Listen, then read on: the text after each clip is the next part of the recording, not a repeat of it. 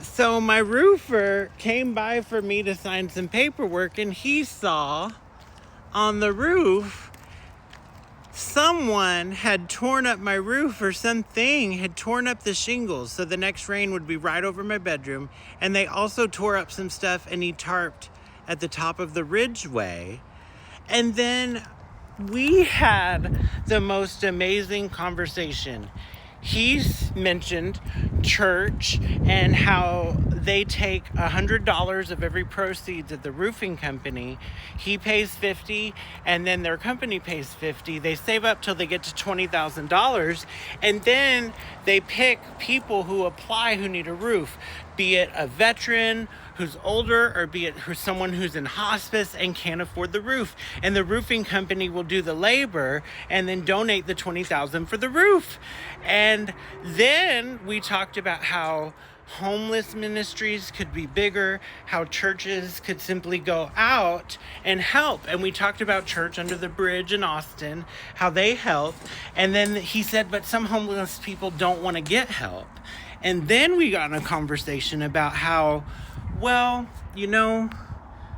some homeless people are skeptical of people. I mean, if you're homeless, you've potentially, depending how long, a long time ago, you gave up on the working. What if your family members died? When I was making less money and I needed roommates to survive, and I was no longer able to make enough, and I needed a place to stay, I had loved ones who's helped me out. But if your loved ones have passed away, that's many homeless people's situation. They have no loved ones to still help them. And then they're skeptical of new people.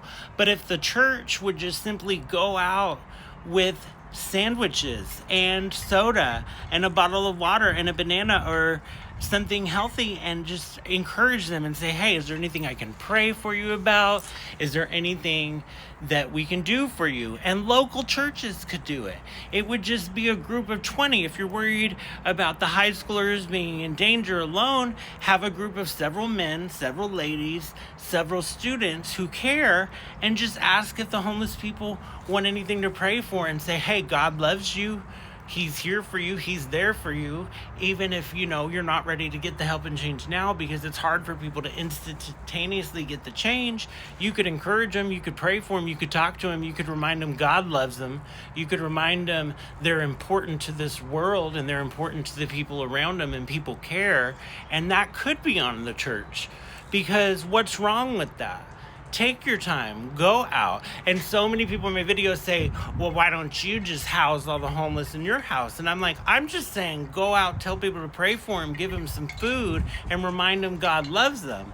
And Christians have given me feedback, that's not the church's responsibility. I'm like, it is the followers of Jesus Christ's responsibility to help the homeless like Jesus did.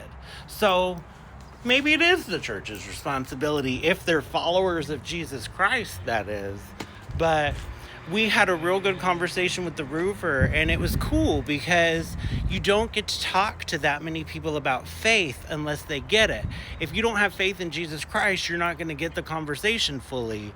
So it was nice to talk to a fellow Christian, because since my dad and my sister are gone, sometimes it's hard to find people to talk to about my faith who don't exactly have it, but that's okay.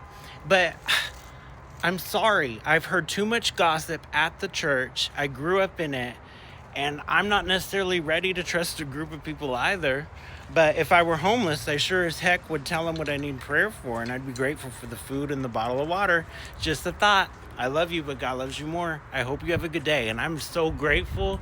I just had the best conversation about faith. We talked about so many more things. And he's 60. So I got a lot of input from a senior believer, which I miss my dad. But I love you. God loves you more. Have a good day.